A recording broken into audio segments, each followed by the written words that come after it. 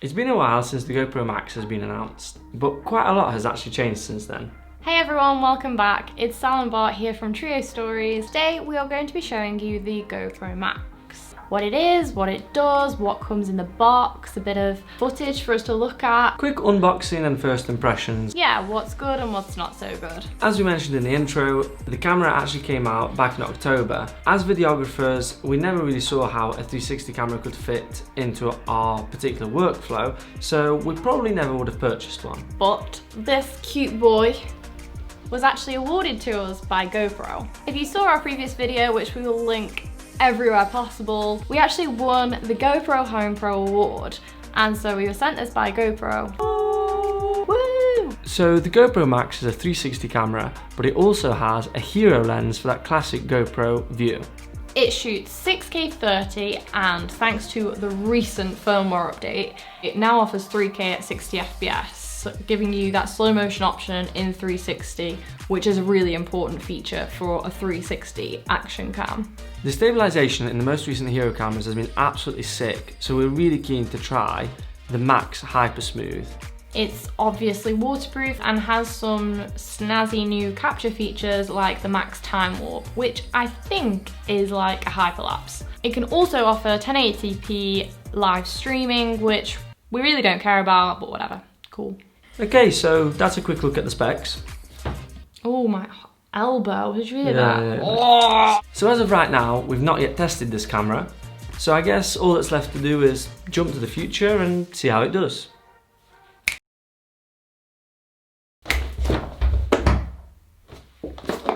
Forgot the GoPro. I'm okay. Did you stack it? I stacked it. She stacked it.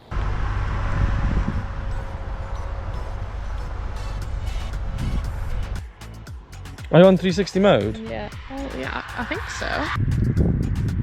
Yeah, so we're on the way to our hotel for the night, which is we are in Austria now, and we just spotted the sunflower field, which looks insane. So we're stopping off for a quick drone shot or two. So yeah, thought I'd also test the Max, see what it looks like. Just recorded this whole thing in hero version, so now I've got to do it again in the 360 mode. But basically we are on our way to our hotel for the night, which is in Austria, and we spotted this insane sunflower field. Oh wait, it's that way. The 360 is confusing. So yeah, let's see what it looks like from above.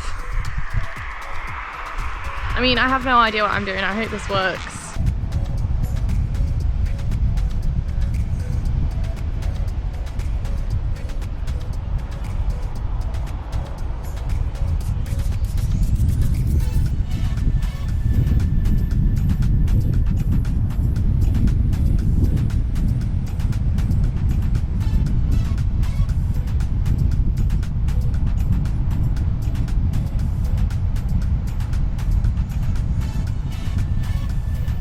Wow, its battery drains quick. Yeah, I mean 3K, yeah, about yeah. 5K. 5.6K, yeah. Oh no, you don't need to spin it. No. Cannot get used to this 360. Trying to test it at every possible chance we can get to see what it's about, how to use it. I mean, I've tried to edit a few things already, and it's difficult, but the opportunities are endless, so it's actually really fun. I enjoyed it. No, and now we're using the longer stick, so I hope that your hand is still intact. No, it doesn't. Oh, because that's the only view. Yeah, so let's hope it is. Yeah, and actually editing on the GoPro app on the phone is actually really fine. Like, it was much quicker and much better than I anticipated. Yeah, and from what I saw on the software, which we haven't had quite time to dive into, it looks very much the same, very like intuitive and stuff. Yeah. Oh, yeah, I haven't looked on the desktop one. But yeah, so far so good. Yeah. I guess this will be a test as well for the audio. There's a bit of wind, a bit of sea noise, background noise. So yeah, we'll try and bring you along for a few portions. Yes, yeah, we will. Maybe put the GoPro on the hot shoe so you can see what it's like from the perspective of a photographer and videographer at a professional sporting event. Bit of behind the scenes if we can. We'll give it a whirl. We'll see what happens. See you later, fam.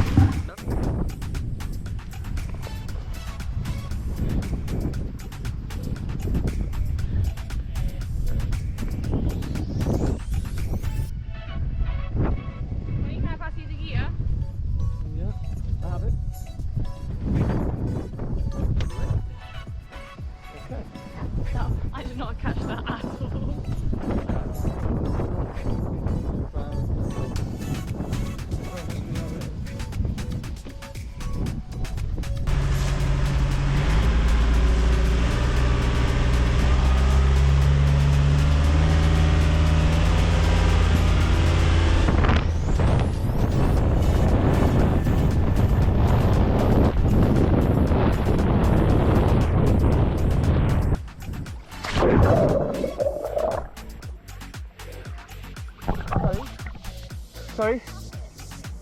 Empty. I checked. I'm really not surprised at this point that I've got no hair. Honestly, this is the most stressful job in the world. And I say this as I'm walking down a beautiful... Oh no, I'm not supposed to spin this, sorry.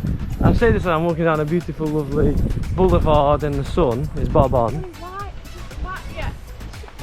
I hope you can hear me. Saz is telling me to bob it up here. I'm not telling you to bob it up here. Oh, come on. Come on. Hello everyone. Hello. It's good to see you all. We're coming to you live from Croatia, where we've not been able to finish this video for days because of like 14-hour working days at the BWA windsurfing event. Yeah, we got a tiny bit of a break from YouTube completely accidentally. We were just not anticipating to be this busy this quickly. We thought we'd get a chance to make something on the go, and it has just been mental. We are here to give you the lowdown on the GoPro MAX. We have been testing it for the last 2 weeks. Yeah, we've got some things to say about it. So I've written a few things down so we can go over it. We've got a few notes ready for you. Negative. Let's go with the bad first. I've been like playing with the footage, and firstly it's super annoying to work in Final Cut Pro. I don't know whether it's the same for Premiere, but you can't actually directly import the .360 files. You have to actually export them first from the GoPro player, and then you can import them into Final Cut Pro, and that's actually quite a timely process. Like it's not instant. Yeah, and also the file sizes are huge. The .360 files aren't too bad. They're like 750 megabytes for like 30 seconds.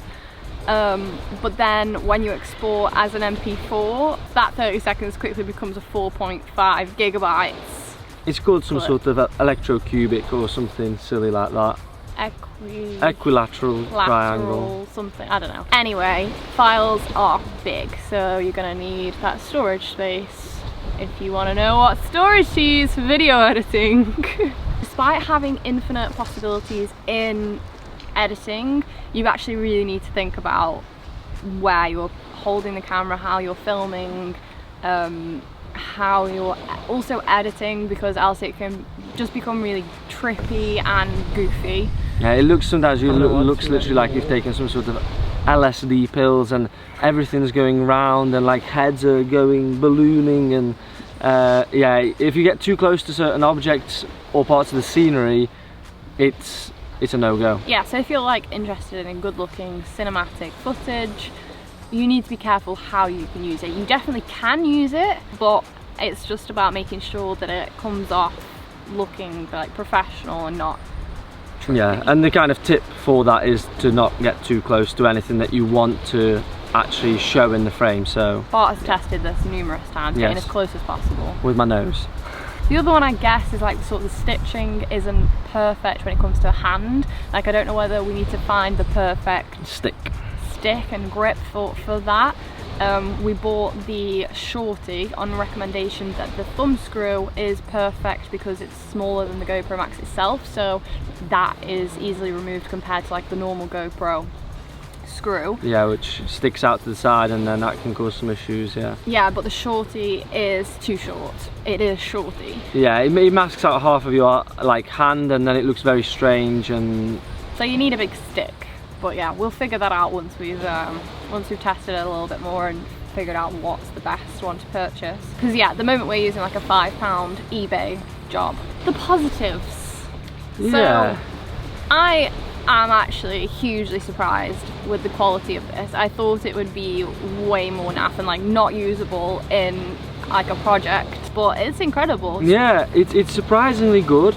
And even though the 5.6K, obviously that sounds impressive, but the 5.6K is spread across the 360 degrees, so when you're working with a certain framing, obviously that frame itself isn't 5.6K but a portion of it. But even then, the resolution looks really good, and the kind of automatic sharpening that GoPro has also makes it look really crisp, and we've been kind of positively surprised, especially in good light, which is what we've been testing it in. It's been looking really good. Yeah, I've also heard that the Hero camera is much worse than a normal GoPro itself, whereas I haven't found that at all. I thought it was a very good quality, specifically the audio, because it's 360 audio, that's really good. Yeah, as you'll see, I don't know, previously I think in the clip, the audio was perfectly suitable for vlogging. Like there was a bit of background noise and stuff, but it's definitely usable if you need to, or if you're traveling light, then no problem. In terms of like how it would best be used, we think it would be perfect for like solo sportsmen, so like for example like windsurfing here. Definitely. To have it on a helmet, or like I don't know, the sticks that come up the back, to video a solo rider or skier or something like that would be so sick. Amazing. And then you can see, I mean, for example in windsurfing you can see who is people behind you but people in front of you as well, and to have that ability in post basically to change like multi-cam, multi-angles, that adds a lot of production quality to your videos. So. And just for solo creators as well, when you've got both a view of yourself and the view of the surroundings, and also you don't have to worry about positioning and framing. So cool. So cool. So many opportunities, like the possibilities are endless. Yeah, editing on the GoPro app is also absolutely fine. I was really worried about that because I hate editing on a phone. I just went on just to test it, but it was really good. It was very intuitive, yeah. It was quick. It was actually quicker than doing it on Final Cut, like through the exporting. So that's also really cool for quickly uploading to social media and having some unique content and social assets. Yeah, you can definitely do it on the go. Just, I reckon in half an hour you could create a really cool looking vid, and Bob's your uncle. Yeah, the particular shot which you saw earlier of us loading onto a rib, where Sal thought she didn't catch it, but it actually looks absolutely amazing because she's holding out the GoPro in front, and who is holding the camera? Yeah, you can't really tell. You cannot tell. The camera is just floating and it's just recording both of us kind of getting on this boat. That is incredible. Like, it was amazing as well because obviously Bart was helping me to get onto the boat. I was stressing about getting onto the boat, so like neither of us had the possibility of filming the other one doing that. So then with the 360, I can't believe it caught it, and it actually looks really cool. Even the arm's length, like 1 meter distance, was enough to make it look like there was a cameraman there, basically kind of a third person, an outside like view. It was epic. The best opportunity I think for like really good looking and cool and interesting footage is when you've got a really long stick and you would actually hold it, your arm sort of like by your side rather than out. Like keeping it natural, and so it's just as though it's a floating camera. Yeah, it's been really pleasant to use and edit actually, and I'm really excited to see how it fits into our normal workflow. Yeah, because definitely. Obviously we didn't purchase this camera, we never intended to get a 360 camera, but I can say that it will be something that we use. And now that we have it, it would be rude not to introduce some of this kind of quirkiness and a unique perspective, into our edits. So let us know if you would like to try a 360 camera, or if you already use one, and what your thoughts are on how they fit into like a cinematographer's workflow. Yeah, we'd love to know if you've had like any particular applications of it that have worked well, or anything that hasn't worked so well. Let us know, and yeah, we'd love to chat to you about it in the comments. So thanks for sticking around, even though we've been AWOL. We'll do our best to catch up the missed days. It's just been impossible, but if you did like this video, please give it a like and subscribe to our channel. It means the world that you are supporting us, and we'll see you in the next one, I guess. GoPro!